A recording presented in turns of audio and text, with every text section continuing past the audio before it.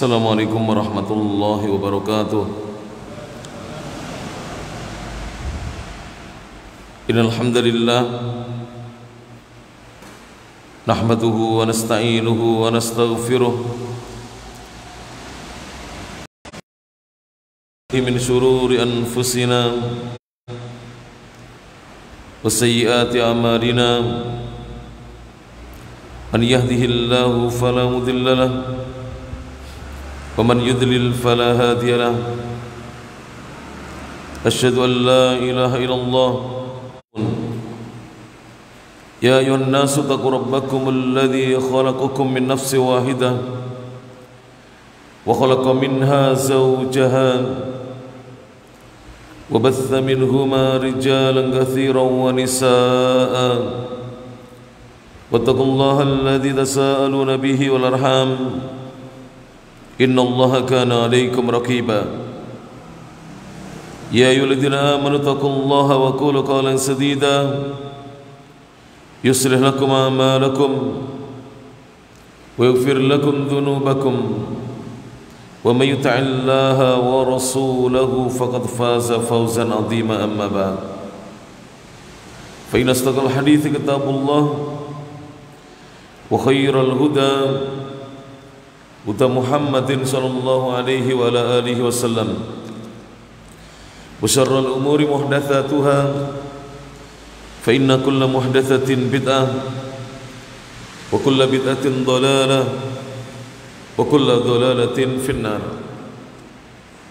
Jamaah kajian Masjid Al-Munawwarah Kota Nganjuk rahimani Allahu iyyakum. Alhamdulillah, segala puji hanya milik Allah Subhanahu wa taala. Alladzi bi ni'matihi, yang dengan nikmat dan karunia dari Allah Subhanahu wa taala semata tatimmus shalihat, kebaikan-kebaikan menjadi sempurna. Kita lanjutkan kajian kitab Sabilur Rasyad, jalan petunjuk, Mukhtasar Al-Adabil Mufrad, ringkasan kitab Al-Adab Al-Mufrad, di mana kitab Al-Adab Al-Mufrad adalah kitab yang disusun oleh Al-Imam Al-Bukhari rahimahullahu ta'ala. Kita lanjutkan, silakan dibuka halaman 13, hadis yang ke-44. Ar-Rabi'u wal-Arba'un, hadis yang ke-44. Dan hadisnya dihukumi hasan sanadnya oleh Asy-Syaikh Al-Albani rahimahullahu taala. An Abi Musa radhiyallahu anhu, dari sahabat yang mulia Abu Musa Al-Asy'ari, semoga Allah Subhanahu wa taala meridai beliau, qala, Abu Musa berkata, qala Rasulullah sallallahu alaihi wasallam, Rasulullah sallallahu alaihi wasallam bersabda, la taqumus sa'atu, tidak akan tegak hari kiamat, hatta yaqtula ar-rajulu jarahu, hingga seseorang itu akan membunuh tetangganya, wa akhahu, dan membunuh saudara laki-lakinya, wa abahu, dan membunuh ayahnya. Jadi nanti di akhir zaman kiamat baru akan tegak jika banyak terjadi pembunuhan. Lebih-lebih seseorang membunuh tetangganya sendiri dan juga membunuh saudaranya, bahkan membunuh ayahandanya. Dan ini termasuk tanda kiamat, ketika terjadi banyak pembunuhan. Oleh karena itu, sebagai seorang muslim hendaknya kita menjauhi semua yang dilarang Allah Subhanahu wa taala dan juga semua yang dilarang oleh Rasulnya sallallahu alaihi wasallam. Dan kita berupaya untuk menjalankan perintah-perintah Allah Subhanahu wa taala dan menjalankan sunnah-sunnah setelah perintah-perintah Rasulnya sallallahu alaihi wasallam. Hadis berikutnya, Al-Hadithu Al-Khamisu Wal-Arba'un, hadisnya sahih dinyatakan sahih oleh Syekh Muhammad Nasiruddin Al-Albani rahimahullahu taala. An Abi Hurairah radhiyallahu anhu, dari Abu Hurairah, semoga Allah Subhanahu wa taala meridhai beliau. Beliau menyatakan, beliau berkata, anna Rasulullah, sesungguhnya Rasulullah sallallahu alaihi wasallam qala, beliau bersabda, la yadkhulul jannata man la ya'manu jaruhu bawa'iqah. La yadkhulul jannata, tidak akan masuk surga, tidak akan masuk surga, man, siapa saja, la ya'manu, yang tidak merasakan aman, jaruhu, tetangganya, bawa'iqahu, dari keburukan-keburukannya. Jadi seorang yang tetangganya mengeluhkan tentang keburukan-keburukannya, tidak merasakan aman dari perbuatan-perbuatan buruknya, maka orang itu tidak akan masuk surga. Para ulama menjelaskan apakah sama sekali tidak masuk surga, maka dijawab, jika dia termasuk orang yang kufur kepada Allah atau berbuat kesyirikan atau termasuk golongan orang-orang munafik, maka memang tidak akan masuk surga. Namun jika dia tergolong orang yang beriman, yang masih memiliki keimanan, maka masih ada harapan dia masuk surga. Namun setelah dihukum lebih dahulu di dalam nerakanya Allah Subhanahu wa taala, na'udzubillahi min dzalik. Maka hendaknya kita berhati-hati para jemaah. Jangan sampai tetangga ini tidak merasa aman dari ulah perbuatan kita, dari ucapan-ucapan kita. Hadis yang berikutnya, al haditsu as-sadisu wal arba'un, hadis yang ke-46. Hadisnya juga sahih, sahihun, dinyatakan sahih oleh Syekh Muhammad Nasiruddin Al-Albani rahimahullah taala. Kita baca hadisnya. An Abi Hurairah radhiyallahu an, dari sahabat yang mulia Abu Hurairah radhiyallahu an. Dan Abu Hurairah sering saya sebutkan, nama beliau adalah Abdurrahman ibn Sakhr, Abdurrahman ibnu Sakhrin ad-Dausi radhiyallahu anhu wa ardhahu. Beliau mengatakan, qala an-nabiy sallallahu alaihi wasallam, Nabi sallallahu alaihi wasallam bersabda, ya nisa'al muslimati, wahai wanita-wanita muslimat, ya nisa'al muslimati, wahai wanita-wanita muslimat, la tahkiranna jaratun li jariha. La tahkiranna, janganlah sekali-kali meremehkan, jaratun, seorang tetangga perempuan, li jaratiha, kepada tetangga wanitanya yang lain. Jadi seorang wanita itu tidak boleh merendahkan, meremehkan tetangga wanitanya, walau firsina syatin, sekalipun hanya satu kikil domba.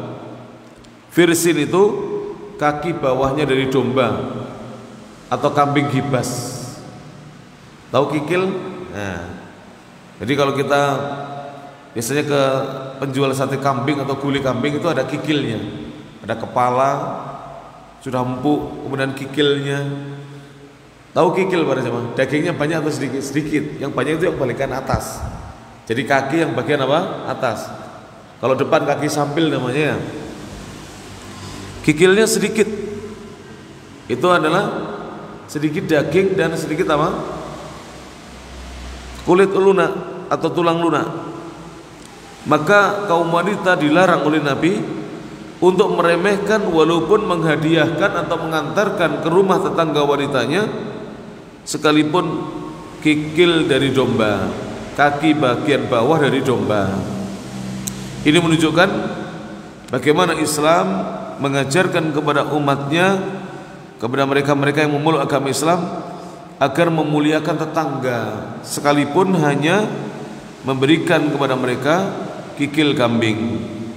Alhamdulillah kita selesai dari bab al-ikram bil jar, memuliakan tetangga. Kita alhamdulillah sudah kaji semua hadis-hadisnya. Yang mungkin harus kita perhatikan adalah sudahkah kita mengamalkannya? Kita amalkan hadis-hadis tersebut. Yang ketujuh para jemaah, as-sabi' babu kafalatil yami, babu kafalatil yatimi, bab menanggung kehidupan anak yatim, menjamin kehidupan anak yatim, menjamin kebutuhan anak yatim. Jadi dalam hadis ini orang-orang yang menanggung kehidupannya anak yatim mendapatkan banyak faedah dan pahala. Kita baca hadisnya para jemaah yang rahmati Allah Subhanahu wa taala. Al-haditsu as-sabi'u wal arba'una, hadisnya sahih, dinyatakan sahih oleh Asy-Syaikh Al-Albani rahimahullahu taala. An Abi Hurairah radhiyallahu an, dari Abu Hurairah, semoga Allah taala meridhai beliau. Anin Nabi sallallahu alaihi wasallam, dari Nabi sallallahu alaihi wasallam, beliau mengatakan, qal as-sa'i 'alal armalati wal masakini kal mujahidi fi sabilillah.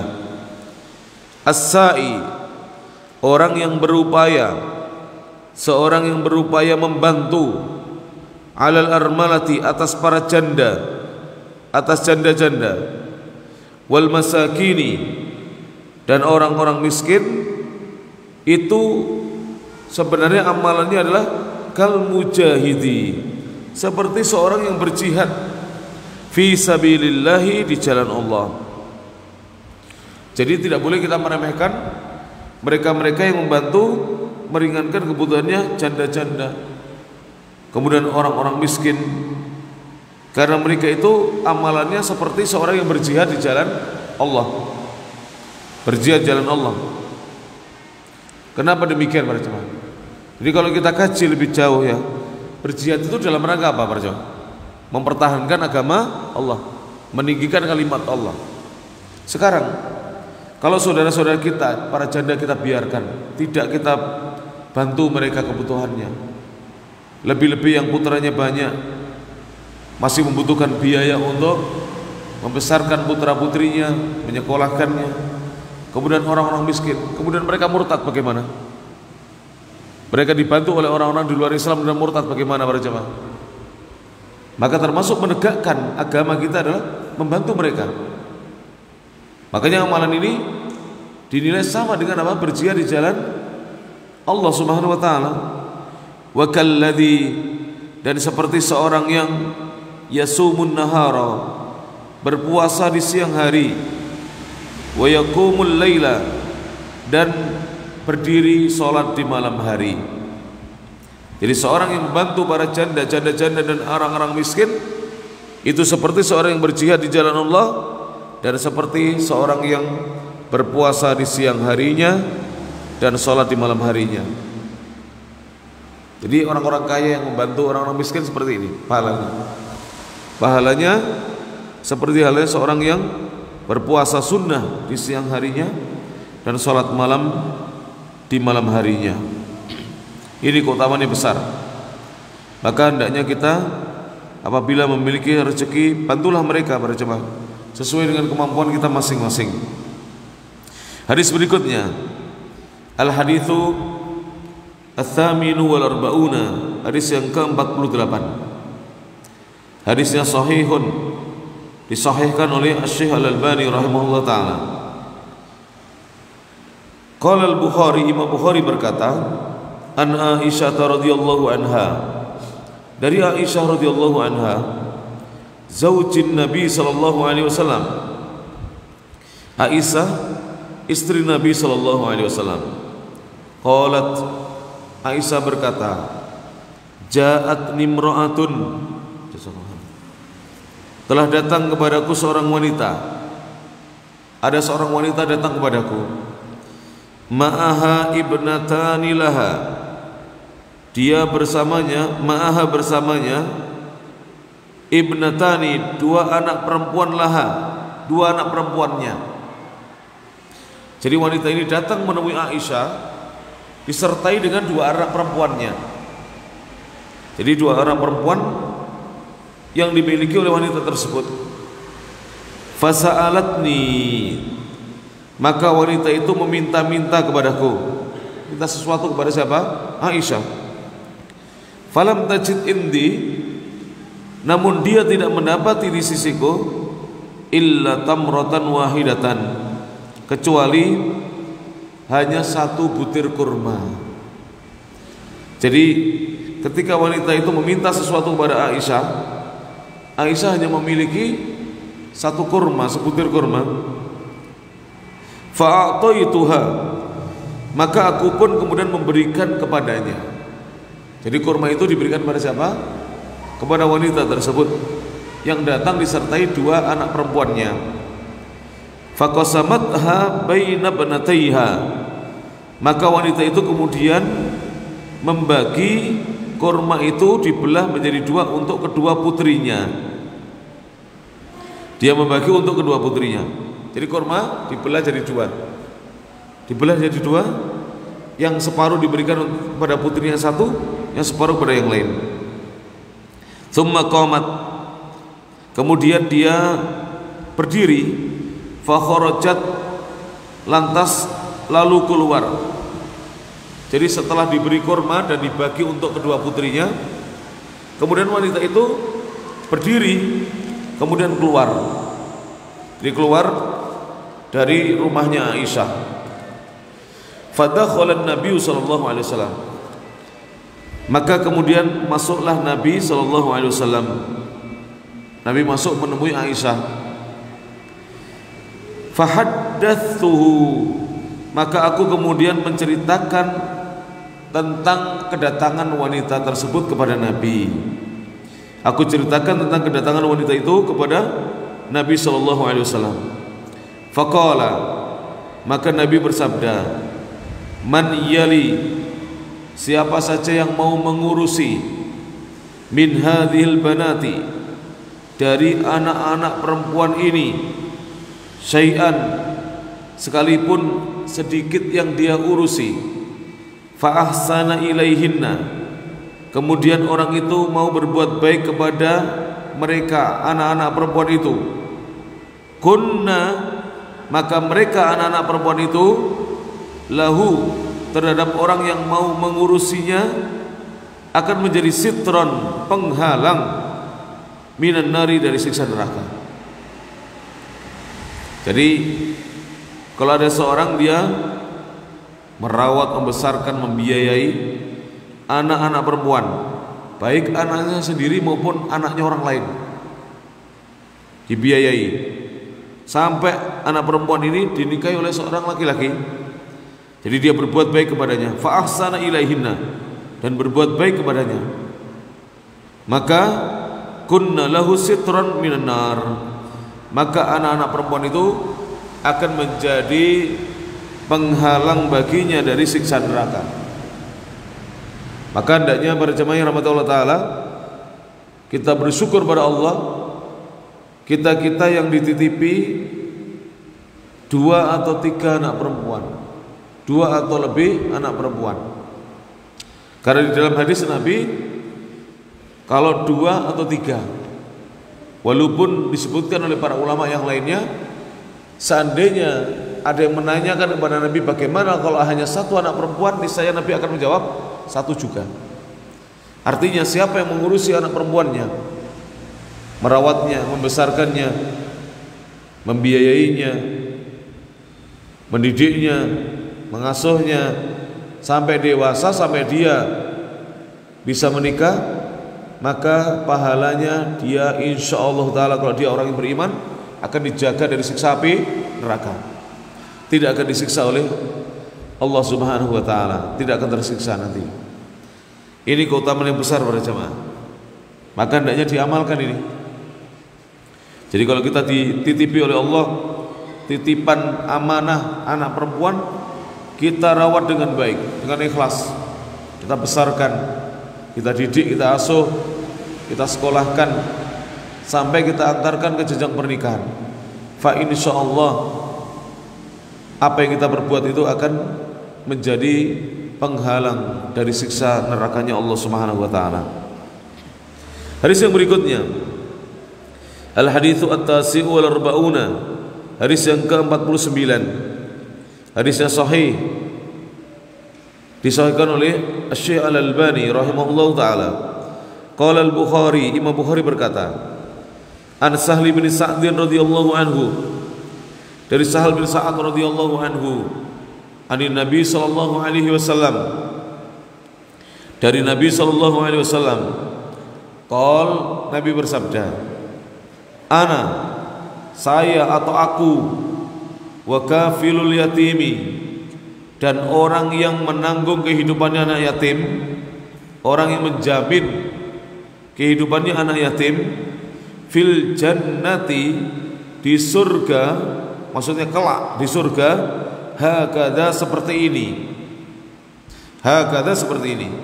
Wa qala, dan beliau berkata, bi isba'aihi, dengan mengisyaratkan dengan dua jarinya beliau, as-sabbabati, jari telunjuk, wal wusta, dan jari tengah, sambil begini.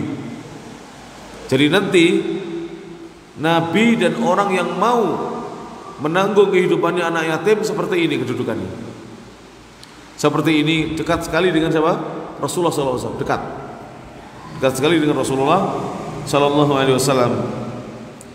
Maka ini adalah hadis yang agung yang menunjukkan bahwa mereka-mereka yang mau menanggung kehidupannya anak yatim, apalagi mau merawatnya, mengasuhnya, mendidiknya sampai mereka dewasa, sampai mereka sudah mandiri.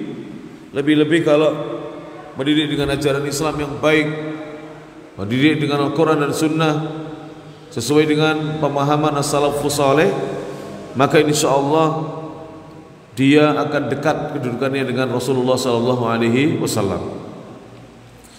Alhamdulillah, kita selesai dari pembahasan bab tentang kafalatil yatim. Bab berikutnya, al-babu ats-tsaminu, bab yang ke-8,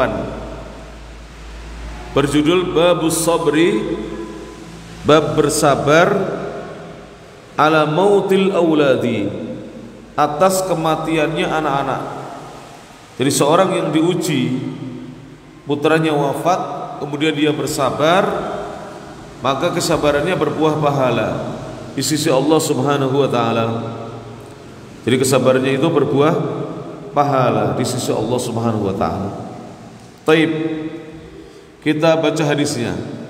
Al-haditsu al-khamsun, hadis yang ke-50. Hadisnya hasanun sahih, dinilai oleh Syekh Al-Albani sebagai hadis yang hasan sahih. Qala al-Bukhari, Imam Bukhari berkata rahimahullahu taala, an Jabir bin Abdullah, dari Jabir bin Abdullah radhiyallahu anhuma, qol, beliau berkata, sami'tu Rasulullah sallallahu alaihi wasallam yaqul, sami'tu, kata Jabir, aku pernah mendengar Rasulullah sallallahu alaihi wasallam yaqulu, beliau bersabda. Kita simak hadisnya Nabi. Beliau bersabda, man mata, barang siapa yang meninggal, lahu thalathatun, siapa yang meninggal, 3 orang, lahu, yang dia miliki, minal waladi, dari anak.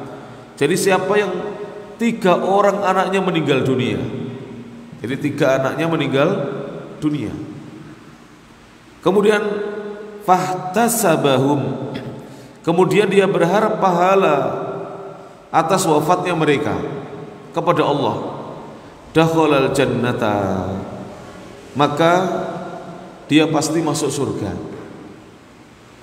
Jadi kalau seorang itu kehilangan 3 orang putranya, kemudian dia berharap pahala di sisi Allah Subhanahu wa taala, maka dijamin masuk ke dalam surga. Taib, kulna, kami berkata, kata Jabir, ya Rasulullah, wahai utusan Allah, wathnan, Wathnani, bagaimana kalau dua saja? Bagaimana kalau yang meninggal bukan 3 orang anak tapi 2 orang anak? Qala, Nabi menjawab, wathnani, 2 juga. Wathnani, dan 2. Jadi apabila 2 orang meninggal dari putranya kemudian dia berharap pahala, maka dia masuk surga. Qultu li Jabirin, aku berkata kepada Jabir, aku mengatakan kepada Jabir, wallahi, demi Allah, wallahi demi Allah, ara lau kultum, aku berpendapat seandainya kamu mengatakan wahidun, kalian mengatakan wahidun, 1, laqala, niscaya Nabi akan menjawab wahidun, 1 juga. Tapi tidak ada yang mengatakan ini, sehingga setidaknya siapa yang diuji kehilangan 2 putranya atau 3 dan dia berharap pahala di sisi Allah, ikhlas, maka dia pasti masuk surga. Qal, perawi mengatakan, Jabir berkata, wa ana adunnuhu wallahi, wa ana, dan aku, adunnuhu, juga menyangka demikian, wallahi, demi Allah. Jadi Jabir juga menyangka bahwa kalau seandainya Nabi ditanya bagaimana kalau 1 ya Rasulullah, beliau pasti menjawab 1 juga. Ini menunjukkan bahwa bersabar atas kematian anak-anak itu pahalanya besar di sisi Allah Subhanahu wa taala. Ini beberapa waktu ini lagi viral para jemaah. Itu di mana itu anak yang masuk ke dalam sumur itu. Namanya Royan, meninggal dunia. Entah di Maroko atau di mana itu. Jadi ada orang menggali sumur, nggak tahu sumur untuk apa itu. Lebarnya sumurnya itu kecil sekali, orang dewasa tidak bisa masuk. Hanya 25 cm kurang lebih diameternya. Tapi anak bisa masuk.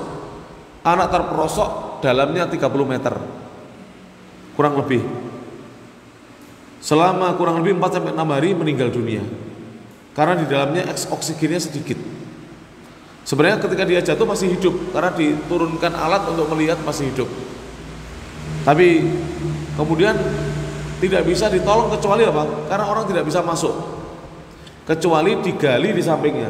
Digali sampai kemudian diambil dari samping. Tapi ketika diambil sudah wafat. Karena sudah sekitar 4 atau 6 hari. Karena sumur itu biasanya oksigennya sedikit, oksigennya sedikit. Maka orang tuanya Royan ini, semoga Allah merahmatinya, seandainya ikhlas dan berharap surga, maka dia dijamin akan dimasukkan oleh Allah Ta'ala ke dalam surga. Hadis berikutnya pada jemaah rahmatullah Ta'ala, Al-Hadi wal Khamsuna, hadis yang ke-51.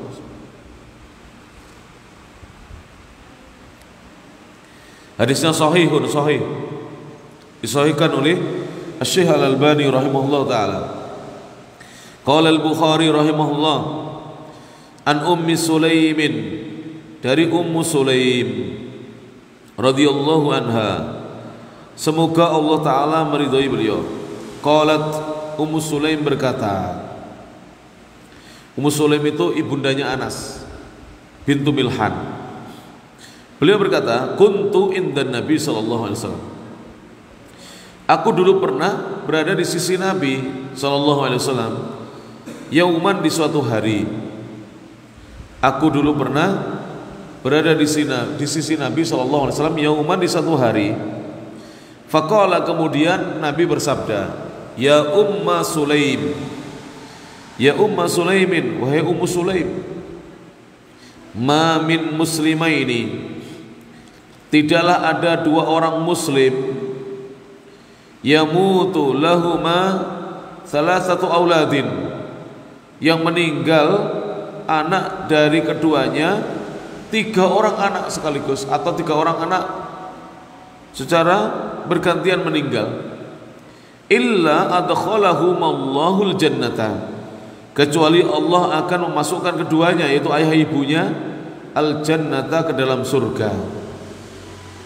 Jadi kalau ada dua orang muslim, yaitu suami istri, kehilangan 3 orang anaknya, melainkan Allah akan masukkan dirinya ke dalam jannah bifadli rahmatihi, disebabkan keutamaan dari rahmatnya Allah, kasih sayangnya Allah, iyahum, kepada mereka. Allah menyayangi mereka, maka Allah memasukkan mereka dalam surga. Qultu, maka aku berkata, kata Ummu Sulaim, wathnani, bagaimana kalau 2 ya Rasulullah?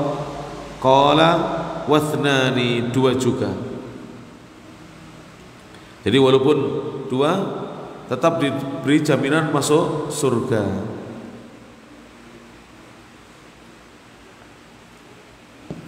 Ada beberapa jamaah pengajian saya, para jamaah, itu sering kalau punya putra itu tidak ngenger. Ada yang sudah mau lahir kebulet usus, kemudian meninggal di dalam. Waktu itu saya takziah juga perempuan. Jadi sudah 9 bulanan atau 8 bulan lebih, sudah mau lahir, sudah dekat mau lahir. Tiba-tiba uminya merasakan kok tidak ada gerakan, biasanya ada gerakan. Ternyata sudah meninggal di dalam. Jadi dilahirkan sudah menjadi jenazah. Kemudian ada lagi jamaah saya tuh malah bukan hanya 1, kalau tidak 2, 3. Pernah lahir, yang saya tahu lahir 2 meninggal, tidak berapa lama di rumah sakit meninggal dunia. Maka kalau orang tuanya berharap pahala di sisi Allah dan surganya, dijamin masuk surga jika orang tuanya beriman, tidak melakukan kesyirikan, ahlu tauhid, maka dijamin masuk surga. Ini merupakan keutamaan yang besar bagi mereka-mereka yang bersabar ketika kehilangan putra-putri yang dicintainya. Taib. Bahkan ada lebih dari itu, saya lupa. Jadi setiap istrinya hamil itu jarang yang jadi. Terkadang masih di kandungan, kadang sudah lahir. Itu manusia sering begitu, hewan juga begitu ya. Jadi ada hewan juga begitu. Karena sudah dilahirkan berapa hari kemudian mati. Manusia juga ada yang demikian.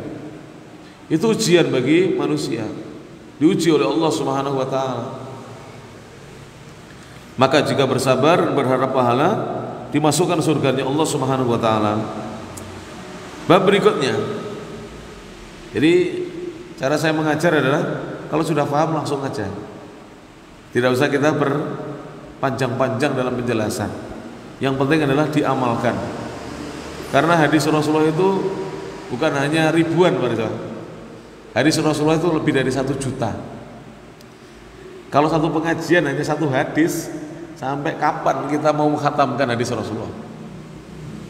Panjenengan kalau ingin khatam hadis ya pergi ke Saudi. 8 hari khatam 7.000, 5.000 hadis minimal. 8 hari. Pergi ke sana, Pak. Saya sudah biasa di sana menghatamkan sehari. Jadi syekhnya itu sehari itu kalau 50 hadis sudah biasa, 50, 100. Dan kita pernah dengan guru-guru kita dari Madinah itu, mereka menghatamkan sehari 500 hadis. Wah teman enggak? Sehari 500 hadis. Jadi pada subuh sampai malam 500 hadis.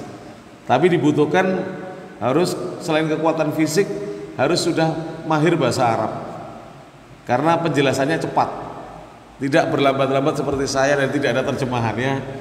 Karena yang mengajar syekh-syekh dari Arab. Taib. Maka di sini saya tidak akan berpanjang-panjang supaya banyak khatamnya ya, insyaallah taala. Bab yang berikutnya, al-babu at-tasi'u, bab yang ke-9. Babul akhlaqil fadilati, bab akhlak yang utama. Hadis yang berikutnya, al-haditsu ats-tsani wal khamsun, hadis yang ke-52. Hadisnya sahih, disahihkan oleh Asy-Syaikh Al-Albani. Qala Al-Bukhari rahimahullah, Imam Bukhari berkata, an Abdullah radhiyallahu anhu, dari Abdullah radhiyallahu anhu. Kalau disebutkan seorang sahabat, namanya yang disebut Abdullah saja, tidak ada embel-embelnya, binnya, tidak ada embel-embelnya, nisbahnya, maka Ini dikatakan oleh para ulama, beliau adalah Abdullah bin Mas'ud. Abdullah bin Mas'ud. Kalau Abdullah yang lain mesti Ani bin Abbas dari Abdullah bin Abbas, Ani bin Umar dari Abdullah bin Umar. Tapi kalau disebut Abdullah saja dalam sanad itu adalah Abdullah bin Mas'ud radhiyallahu anhu. Beliau berkata, Ani Nabi sallallahu alaihi wasallam, dari Nabi sallallahu alaihi wasallam. Qol, Nabi bersabda, ajibu ad-da'iya. Jawablah, terimalah seruannya ad-da'iya, atau datangilah undangan orang yang mengundang. Jadi ajibu itu mana artinya jawablah, penuhilah, datangilah ad-da'iya, undangan orang yang mengundang. Dan ini masya Allah ini ya, ulama-ulama mengamalkannya para jemaah. Ulama-ulama itu mengamalkannya.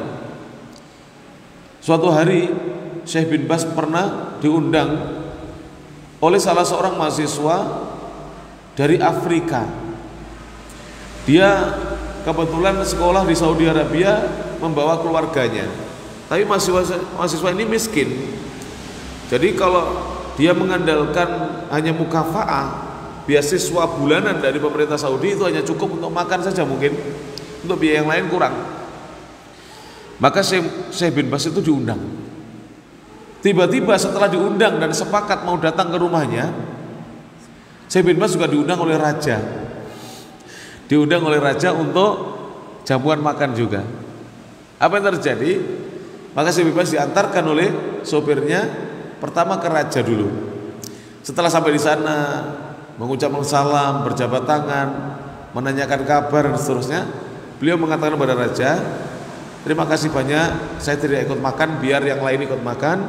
Saya mau pamit, sebab sebelum Anda mengundang saya sudah diundang oleh salah seorang mahasiswa. Jadi raja dikalahkan dengan apa? Mahasiswa. Syekh bin Baz itu disegani, rajanya segan. Akhirnya beliau pulang, belum makan. Maka beliau kemudian datang ke rumahnya mahasiswa miskin ini, makan di situ walaupun makanannya sedikit, tapi beliau sudah pesan, nanti kalau aku datang ke rumahmu, kamu dan istrimu tidak boleh keluar, jangan beli dari luar, masak aja apa yang ada di dalam. Jadi tidak mau saya bebas merepotkan. Nah, kalau saya diundang makan oleh jamaah saya, jangan lupa ya sate ya, pesen dulu ya, pesen dulu. Nah, dai-dai zaman sekarang ini ya Allah, kalau saya bebas tidak, jangan beli-beli. Tidak boleh keluar untuk beli. Masak saja apa yang ada di dalam rumah, apa yang ada di dalam dapur. Masya Allah. Itulah ulama para jemaah. Jadi kalau diundang untuk makan, mereka mendatangi. Sampai sekarang ulama-ulama. Saya pernah suatu hari saya mengundang guru saya datang ke kontrakan saya, di apartemen saya di Saudi Arabia. Kemudian waktu itu kebetulan ada jamaah saya TKI yang membawakan bakso, makanan khas Indonesia lah. Kan TKI itu ada yang bawa keluarga, pintar masak bakso dan seterusnya. Maka saya mengundang guru saya. Setelah sampai, beliau bingung mau apa yang dimakan. Jadi melihat makanan khas Indonesia itu bingung. Orang kalau nggak pernah lihat makanan gitu ya, makanan yang nggak pernah dimakan itu, mau makan itu kayak gimana gitu. Terus saya bilang, Syekh, ini daging, cuma dibentuk seperti apa bola. Kalau saya tidak mau kuahnya, dimakan aja dagingnya. Terus akhirnya nyoba pentolnya yang daging itu. Jadi banyak orang Arab itu tidak pernah makan khas negara lain. Sama dengan kita, orang Indonesia pergi umrah atau haji, setelah sampai di Makkah atau Madinah itu yang dicari makanan khas Indonesia. Ini aneh ya.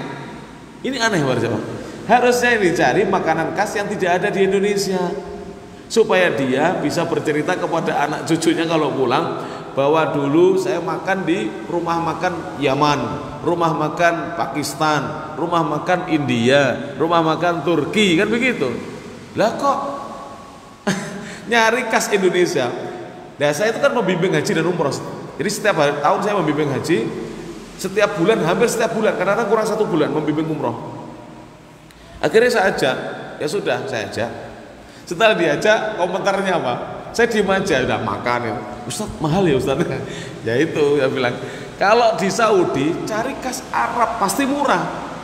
Sama dengan di sini, makanan khas Indonesia murah. Coba makanan di sini khas Arab berapa? nasi itu apa mandi, nasi khas Arab mahal di sini. Satu lengser itu 750.000 ini. Atau lengser kecil 250.000. Ya. Kalau di sana jangan nyari khas Indonesia, pasti mahal. Karena Indonesia itu asing ya kan? Mahal. Nasi rames di sana 40 rial, 120.000. Akhirnya nasi soto mangkoknya kecil plastik segini. Ayamnya sedikit, nasinya sedikit, kuahnya sedikit. 14 rial dia. Seperti ini 14 rial. 14 rial kalau belikan makanan khas Arab itu bisa dimakan 5 orang. Bisa dimakan 5 orang. Menyesal. Ya udah, saya bilang kalau ke sana, saya sering sampaikan, jangan cari makanan khas apa? Indonesia. Keliru itu. Sama beli kopiah. Cari yang tulisannya Turki atau mana. Beli kopiah made in Indonesia. Ini Jakarta banyak berjamaah. Di apa namanya? Tanah Abang murah. Di Surabaya Pasar Turi murah. Cari yang made in apa? Turki. Saya jadah bukan begitu. Cari yang made in Turki atau made in Saudi lebih mahal lagi. Sajadahnya Saudi itu mahal kali. Di atasnya Turki. Beli berjamaah. Ya rahmat Allah Subhanahu wa taala. Jadi seperti itu ya. Kekeliruan kaum muslimin ya. Maka kalau kita diundang agar kita mendatangi undangan. Wala taruddul hadiyata, dan jangan kalian menolak hadiah. Jadi kalau kita diberi hadiah jangan ditolak berjamaah. Kalau tidak suka simpan, nanti berikan orang lain. Misalnya para jemaah, Fajar diberi hadiah seseorang, apalah makanan atau minyak wangi atau siwak misalnya seperti ini, terima, nanti diberikan orang lain kalau kita tidak mau. Jangan ditolak. Rasulullah tidak pernah menolak hadiah sekecil apapun, semurah apapun nilainya, beliau terima. Kemudian Rasul mengatakan, wala tadribul muslimina, dan janganlah kalian memukul kaum muslimin, menyakiti kaum muslimin itu dilarang.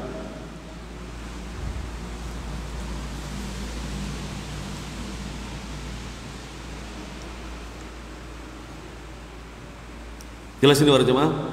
Hadis Rasulullah sallallahu alaihi wasallam, hadis yang agung ini diamalkan. Yang pertama apa? Mendatangi undangan. Dengan catatan di dalam undangan itu tidak ada kemungkarannya, tidak ada kesyirikannya, tidak ada kekafirannya, tidak ada kebid'ahannya, tidak ada maksiatnya. Kalau ada ditunggu sampai tidak ada dulu, baru kita datangi. Jadi misalnya kita diundang, ternyata dulu ada musik, ada orang joget-joget, tunggu sampai selesai, besok atau lusa kita datang ke sana. Walaupun makanannya sudah habis. Saya sering begitu Pak. Datang sudah habis. Akhirnya orang ini bingung cari dibelikan apa yang bisa nggak apa-apa. Yang penting kita mendatangi undangan. Daripada mereka nanti marah dengan kita, menuduh kita yang tidak karena ada musiknya, ada acara-acara yang tidak benar di situ, maka tidak mendatangi undangan. Suatu hari ada yang pernah cerita pada saya, jamaah pengajian saya datang, awalnya tidak ada apa-apa, setelah itu ya Allah, banyak tradisi yang bertentangan dengan Islam. Tradisi menginjak telur lah, muter-muter itu pasangannya sapi, tahu pasangan sapi yang diletakkan di sini, lehernya sapi itu, kayunya itu, kayu palang itu diputer-puter. Kemudian bukan hanya itu, para jemaah yang rahmat Allah taala, ada penyanyi yang tidak memakai pakaian menutup aurat. Naudzubillah min dzalik. Maka seperti ini tidak wajib didatangi. Seandainya kita tidak datang sebenarnya tidak berdosa. Yang berdosa yang sana, yang mengundang. Tapi kan nanti jadi jelek nama kita ya. Maka kita datang setelah acara apa? Usai. Bagaimana kalau sebelum acara? Jangan. Karena akan merepotkan mereka. Kadang-kadang hidangannya belum ada ya. Lebih baik setelah acara. Walaupun hidangannya sudah habis. Walaupun resikonya sudah habis. Saya sering gitu. Datang sudah habis para jemaah. Karena tinggal nasi sama lauk sedikit, kalau prasmanan itu sudah kosong-kosong ini. Bagi-baginya sudah kosong. Tidak apa-apa. Yang penting kita mendatangi apa? Undangan. Taib yang ke-53. Sudah masuk sholat isya belum berjemaah? Sudah. Mohon maaf. Saya hari ini agak kurang sehat, tapi alhamdulillah bisa datang ke sini. Mudah-mudahan bermanfaat apa yang disampaikan. Insyaallah kita akan lanjutkan dalam pertemuan-pertemuan yang akan datang. Subhanakallahumma bihamdik, asyhadu an la ilaha illa anta, astaghfiruka wa atubu ilaik. Wa akhiru da'wana alhamdulillahi rabbil alamin. Wassalamualaikum warahmatullahi wabarakatuh.